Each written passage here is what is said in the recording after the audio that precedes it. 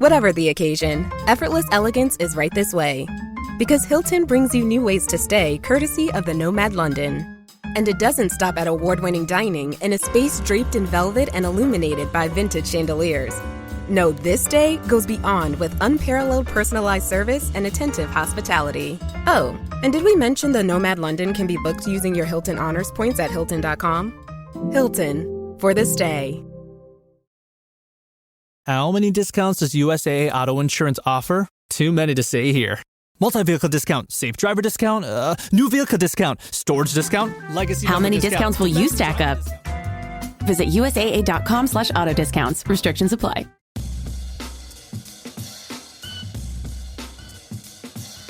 War Eagle, and welcome to another edition of Ever to Podcast, the somewhat regular podcast we do here at E2C Network, where we share the Auburn experience on a pretty much daily, midweek basis, at least if that makes sense. That's why I call it somewhat regular. Anyway, we cover the Auburn experience here and everything that we do, whether it's podcast or other things. That experience to us is all about Auburn sports, Auburn culture, and Auburn family stuff. An easier way to say it, if it's orange and blue, it's what we do. So thank you so much for joining us and what we're going to be doing today on episode 7 of Ever to Podcast on May 20th, 2025. I'm your host, as always, Kyle Loomis, and we have plenty to talk to you about today in the Auburn space, whether it be sports, culture, or family. As is typically the case here, I try to give you guys a little smattering of things because it was a little bit of a slower day or slower Monday than we're used to. Granted, the athletic calendar year is coming to a close, as we addressed in yesterday's episode, with softball finishing up, women's golf officially finishing up. So many other things have already gone on. We're really kind of honed in on track and field and baseball right now, as we touched on the show yesterday. SEC tournament starts today. Auburn does not play today, but it's certainly something you want to start paying attention to see who eventually may find their way to the Tigers. That'll be that late game, last game today. So for plenty of you that can't watch that during the daytimes, the happenings that you'll at least be able to watch the most important thing later on today. So keep that in mind. So the topics that I want to hit today are going to be a few things here. We've got something in the golf realm, the basketball realm, and then actually in the College of Education realm. I think it's important for Auburn folks to stay up to date on what's going on there and maybe implications for the future about some of your favorite landmarks at Auburn. Let's start with golf, and we're going to talk about a travesty that happened last night, and that is the fact that Jackson Koivun, who was the reigning Ben Hogan Award winner, did not win it in back-to-back years. And I would make the case, of course, with no bias whatsoever, that he clearly was the deserving winner and should have been back-to-back Ben Hogan Award winners. For those of you that don't know, this is essentially, and I'm going to use this term and maybe golf people will scoff at this, but it would be the Heisman Trophy of the men's golf and the golf world for that particular subsect of golfing. It's a big deal. Jackson Koivun won it as a true freshman. Very few, I think. He would have been the third to do it back-to-back if he had. The fact that he made it back there with the top 3 to be honored was a huge thing. I actually did listen to the majority of the ceremony last night, which was broadcast on YouTube, and you could kind of tell as the night went on and they started introducing all the candidates who it was going to go to by the way they set it up. So it was pretty obvious as the night went on that we were not going to see Jackson Koivun get the back-to-back, although I do think he was very much deserving and would have been really cool to see that.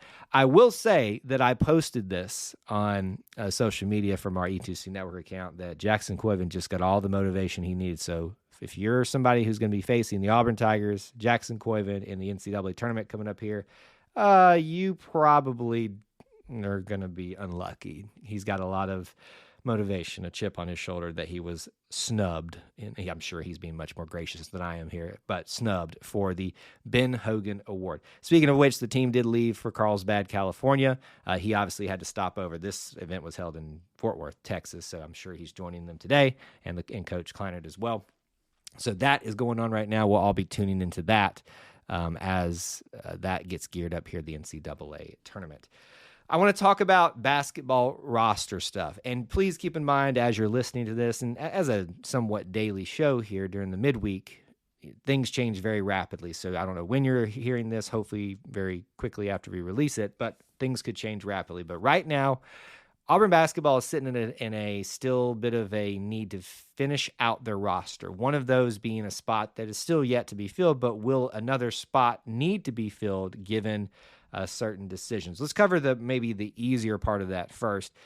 Bruce Pearl did say after their great transfer portal haul that they were still looking for some big man help, and they went at a couple of different places that didn't work out, it seemed, but they're apparently going to be going the international big man route. Not really going to get into who that is right now because, you probably heard me say on some of our other content, I'm not big in the speculation game here, but it does look and feel apparent that they are just trying to iron out details with potentially an international big man to kind of fill out that roster in that front court for Auburn men's basketball for next year. So that's kind of one piece of this discussion that I know people are going to be interested in about the basketball roster coming up. But the biggest piece, let's be honest, and I get asked about it almost every day, is Tahad Pettiford going to come back to Auburn this year? Again, we are still in the middle of the waiting period, folks, and it could change at any moment. But what we do know, and I believe I have this date correct, is that the deadline is May 28th when he has to make his decision by if he is going to remain in the draft processes and lose his eligibility or come back to Auburn. There's no need, unless he just has his mind made up, for him to rush his decision.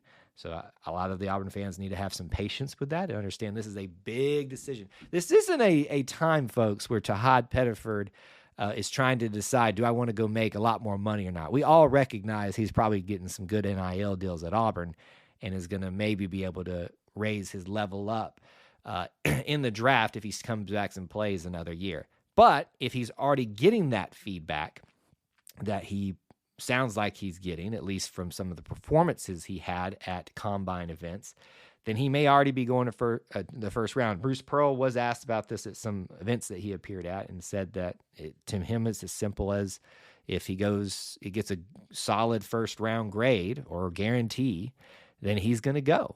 But Bruce Pearl also did express and say that if he does return, that he is going to have I believe the word was used, expanded role. I would take that to mean an official starting position. He's going to be the key for that roster in the next year. So what I take of where we're at is this, and this is all, I don't like too much speculation, but we're going to go some logically here. I think obviously the major portion of all of the combine stuff is done. The meetings have now taken place as well. It is really just him weighing the options and how secure he feels. Here's what my gut tells me.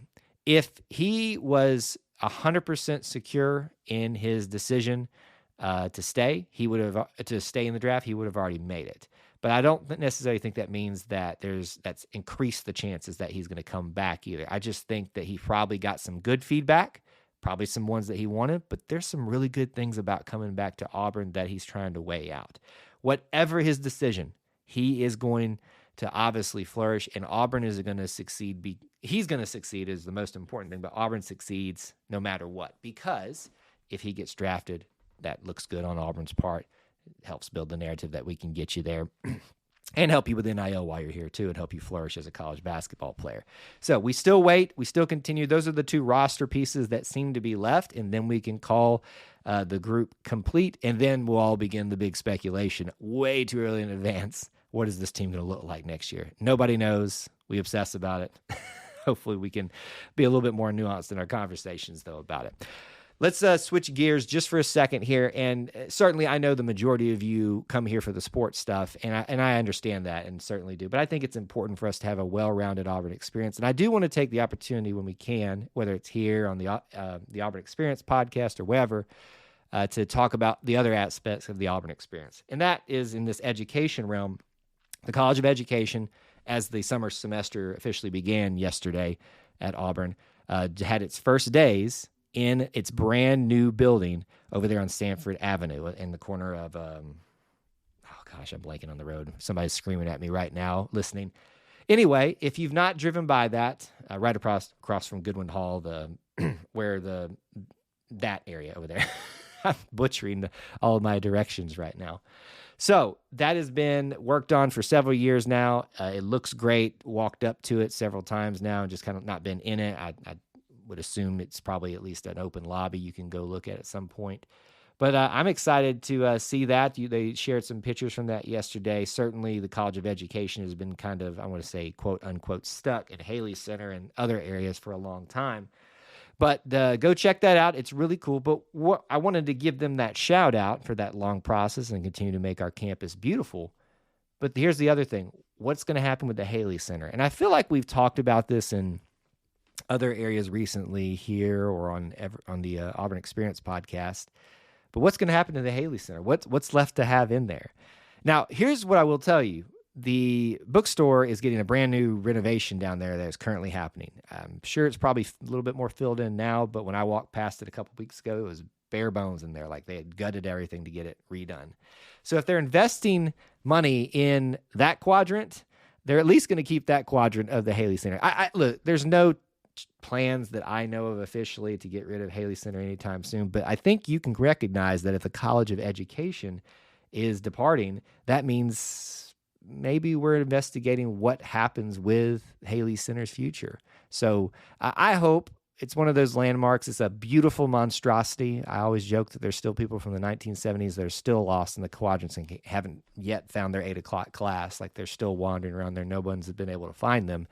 But it's just something to think about, a good thing for the future of Auburn. Change is always hard, but sometimes it's necessary, and I'm happy for the College of Education. But what happens to, I wouldn't say little old, but big old Haley Center? What's its future going to look like? You let me know. That'd be a good thing for you to follow up with us about. We always want to hear from you by emailing e2cnetwork@gmail.com.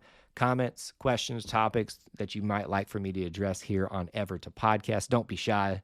Give us some feedback over there. As always, we want to encourage you to check out our main podcast, The Auburn Experience with Austin Scott and myself. Plenty of great topics this week with some controversial commentary that we talked about around football. If you haven't checked out episode 125, you certainly need to do that. We want to thank you again for tuning in and listening and hanging out with us here at E2C Network in whatever format, on whatever show that you're able to do that, but especially for me here and Ever to Podcast. Until we talk to you again, War Eagle.